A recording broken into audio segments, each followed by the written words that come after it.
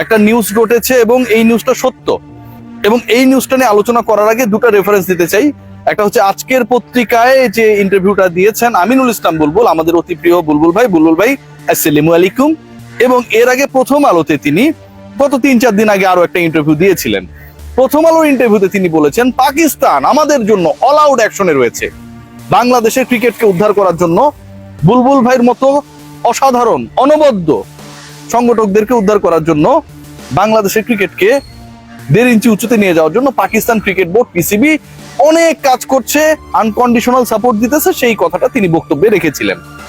এবং আজকের পত্রিকায় আজকে তিনি যে ইন্টারভিউটা দিয়েছেন সেখানটায় বলেছেন যে এই মুহূর্তে যে টি-20 বিশ্বকাপ চলছে, যেই ম্যাচকে নিয়ে এত আলোচনা, যেই ম্যাচকে নিয়ে আমিনুল ইসলাম বুলবুল এত দৌড়াদৌড়ির মধ্যে ছিলেন, Dhaka, Dubai, Lahore and then ঢাকায় ব্যাক করা, ভারত পাকিস্তান ম্যাচ যেভাবেই হোক খেলাতে হবে।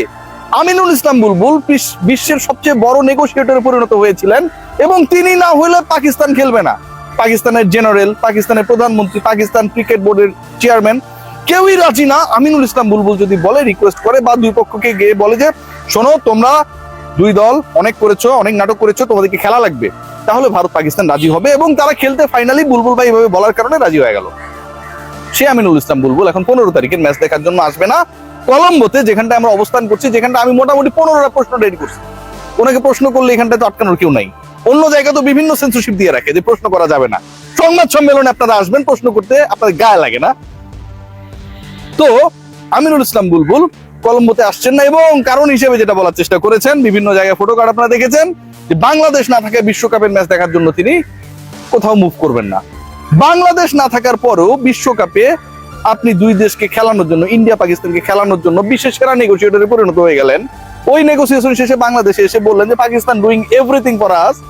সেই আপনি যেই ম্যাচটা আপনার কারণেই নাকি দুনিয়া এরকম এত বড় লবিস্ট বাংলাদেশে বসবাস করে, বাংলাদেশ ক্রিকেট বোর্ডের দায়িত্বে, যে তার নিজের দলের অংশগ্রহণ এনশিওর করতে পারে নাই, যে তার নিজের দলের অংশগ্রহণ ভারতের বাইরেই খেলেন না, কোনো সমস্যা নেই, শ্রীলঙ্কায় এনশিওর করতে পারেন নাই, যে তার নিজের দলের অংশগ্রহণ করার জন্য পাকিস্তান যে হুমকি ধমকি দিয়েছিল, বাংলাদেশ আউট হয়ে যাওয়ার পরে দিয়েছিল, আউট হওয়ার আগে, বাংলাদেশকে বাদ দেওয়ার আগে পাকিস্তান ক্রিকেট বোর্ডকে বাধ্য করতে পারে নাই যে বাংলাদেশকে বাদ দিলে পাকিস্তান ভারত পাকিস্তান ম্যাচ খেলবে না।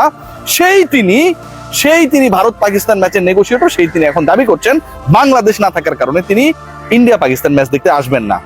72 ঘন্টা ময়েশ্চার লক সমৃদ্ধ লিলি বডি ওয়াশ, শিয়া বাটারের গুডনেস স্কিন রিপেয়ার করে রাখে সফট ও গ্লোয়িং। অনেকগুলো কাহিনী ঘটেছে ভেতরে, এই কাহিনীগুলো আপনারা জানেন না। এই আমিনুল ইসলাম বুলবুল, আমি সবসময় তাকে বলি যে তিনি অসাধারণ একজন মানুষ, সততা নিয়ে কোনো প্রশ্ন নাই। সততা বলতে ওই যে থাকে না, এর কাছ থেকে টাকা অমুক জায়গায় দিয়ে দিলাম, এরকম ক্রিকেট বোর্ডে অনেক নয়ছয় হয়।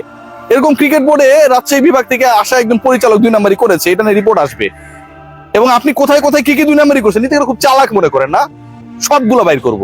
কার প্রচারণায় গিয়ে নৌকা মার্কায় ভোট চাইছিলেন, সবকিছু প্রচার করব, সবকিছু বাইর হবে। মিস্টার নামটা কইলাম না ভাই, টেনশনই থাকেন। সো আমিনুল ইসলাম বুলবুল এই ধরনের 2 নাম্বারই নেই, কিন্তু তিনি মিথ্যা কথা বলেন, মিথ্যাকে একটা আর্টে পরিণত করেছেন, শিল্পে পরিণত করেছেন। হামজা চৌধুরীর সাথে নামাজ পড়া, ভারত পাকিস্তান ম্যাচ নিয়ে তিনি সবকিছু করেছেন, এরকম একটা বিভিন্ন জায়গায় সিলেক্টেড মিডিয়ায় প্রোপাগান্ডাকে এস্টাবলিশ করার ক্ষেত্রে, কিংবা বাংলাদেশ ক্রিকেট বোর্ডের ডিসিশন মেকিং এর ক্ষেত্রে, যে বাংলাদেশ বিশ্বকাপে খেলবে কি খেলবে না, বাংলাদেশ বিশ্বকাপে ভারতের মাটিতে খেলবে না, বিশ্বকাপেই খেলবে না, এই ব্যাপারটাকে এস্টাবলিশ করার ক্ষেত্রে আমিনুল ইসলাম বুলবুল যে বা যার অথবা যেই সংগঠনের যাদের প্রেসক্রিপশনে চলেছেন, যে সিদ্ধান্ত মেক করেছেন, এগুলো ভাই আমরা সবাই জানি। আপনার সকল ছবি, সকল ভিডিও, সকল বক্তব্য আর্কাইভে রয়েছে। আমার মতো আরো অসংখ্য রিপোর্টারের আর্কাইভে রয়েছে, এগুলো বাইর হবে, এগুলো বাইর হবে। ইন্ডিয়া বিদ্বেষ দেখান, আবার ওইদিকে বিশেষ একজনের জন্য ভোট চায় বেড়ান, এগুলো সব বাইর হবে, সবকিছু বাইর হবে। ভণ্ডামি করে পুরো বাংলাদেশি ক্রিকেটটাকে ধ্বংস করে দিলেন। বাংলাদেশ ক্রিকেটের ইতিহাসে সবচেয়ে ব্যর্থ ক্রিকেট বোর্ড, যেই ক্রিকেট বোর্ডে আন্ডারে বাংলাদেশ একটা বিশ্বকাপ খেলে নাই, যেই ক্রিকেট বোর্ডের প্রেসিডেন্ট আমিনুল ইসলাম বুলবুল দাবি করেন তার কারণে ইন্ডিয়া পাকিস্তান ম্যাচ 15 তারিখে অনুষ্ঠিত হচ্ছে। পাকিস্তান ইন্ডিয়াকে ডেকে তিনি বলেছেন এই তোমরা খেলবা, ওরা রাজি হয়ে গেছে খেলতে, এবং সেই ম্যাচ দেখার জন্য তিনি আসছেন না, কারণ বাংলাদেশ নাই। বাংলাদেশ যদি না থাকে তাহলে ইন্ডিয়া পাকিস্তান ম্যাচ করার জন্য নেগোশিয়েট করতে আপনারা কে কইছে? কেন এটা করবেন বুলবুল ভাই? আপনার দল নাই, আপনার দেশ নাই, আপনার দেশকে according to your speech, to the speech of your board members, যে এটা ইন্ডিয়া, বিসিসিআই, আইসিসি বাংলাদেশের সাথে অন্যায্য আচরণ করেছে, তাহলে আপনি কেন ক্রিকেটের গ্লোবাল ইকোসিস্টেম রক্ষা করার জন্য ওখানটায় গিয়ে এই কাজটা করলেন। আপনি দাবি করছেন তো তাই, আপনার বোর্ড তো সেটা দাবি করছে। বাংলাদেশ যখন ক্রিকেটে খেলে না, বাংলাদেশ যখন বিশ্বকাপে খেলে না, তখন আপনার দেশের ক্রিকেটের গ্লোবাল ইকোসিস্টেম ঠিক থাকে। বাংলাদেশ না খেলে কোনো কিছু আসে যায় না, ইন্ডিয়া পাকিস্তানকে আপনাদের খেলাতে হবে, সেরকম বক্তব্য দিয়ে যে সস্তা জনপ্রিয়তা অর্জনের চেষ্টা করেছিলেন সেই আমিনুল ইসলাম বুলবুল, যে খবর আমরা পেয়েছি যে এসিসি টপশিট মিটিংটা করেছেন সম্ভবত কুয়েতে, রাইট? সেই মিটিং এ আমিনুল ইসলাম বুলবুল খুব একটা সুবিধা করতে পারেন নাই। আমিনুল ইসলাম বুলবুলের এই ক্রিকেট বোর্ড অবৈধ, এবং সেই মিটিং এ আমিনুল ইসলাম বুলবুল এবং তার বোর্ডের রিসেন্ট পাস যে কর্মকাণ্ড সেগুলো নিয়ে আলোচনা হয়েছে। তিনি যখন বুঝেছেন যে এখানে আশাটা আসলে খুব বেশি, তার জন্য কমফোর্ট জোন ক্রিয়েট করবে না, তখন আবার ওই দেশ মাতৃকার সম্মান, বাংলাদেশের স্বার্থ, বাংলাদেশ আমার প্রাণ আমার জান, বাংলাদেশ যেহেতু নাই তাই আমি যাব না, কলম্বোতে এই থিওরিকে বাস্তবায়নের চেষ্টা করলেন। প্রত্যেকটা ব্যর্থতাকে আপনারা বাংলাদেশের পাবলিকের সেন্টিমেন্ট দিয়ে রিভার্স করার চেষ্টা করেছেন। এখন পর্যন্ত বাংলাদেশ ক্রিকেট বোর্ড তার যে ফার্স্ট ক্লাস ক্রিকেটার রয়েছে, তার যে থার্ড ডিভিশন সেকেন্ড ডিভিশনের ক্রিকেটাররা রয়েছে, প্রিমিয়ার লিগ হবে কিনা, বিপিএল হয়েছে, অসংখ্য ক্রিকেটার এখনো পারিশ্রমিক পায় নাই, সেই ব্যাপারে কোনো নজর দেয় না।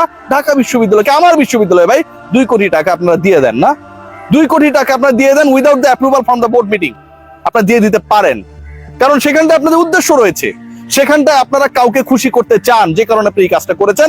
অথচ আপনার পুরো দেশের ক্রিকেট ইকোসিস্টেমে এত বড় ঘাটতি, এত বড় ব্যাঘাত, আপনার একটা এক্সেলেন্ট সেন্টার নেই প্রপারলি, সেই জায়গায় আপনার কাজ করা উচিত, সেগুলো নিয়ে আপনার কোনো কিছু করেন না। ঢাকা বিশ্ববিদ্যালয়ের মাঠকে তৈরি করার জন্য আপনারা শুধুমাত্র কিছু মানুষকে খুশি করার জন্য সেখানটা টাকা দিয়ে দেন। আমিনুল ইসলাম বুলবুলের এই সময়টায় বাংলাদেশ ক্রিকেট বোর্ড কত টাকা আয় করেছে এবং কত টাকা ব্যয় করেছে, এটার হিসাব হওয়া উচিত। আমিনুল ইসলাম বুলবুলের এই সময়টায় বাংলাদেশের র্যাঙ্কিং কোথায় গিয়েছে, এটার হিসাব হওয়া উচিত। আমিনুল ইসলাম বুলবুল কেন, কার পরামর্শে আইন উপদেষ্টা এবং ক্রীড়া উপদেষ্টা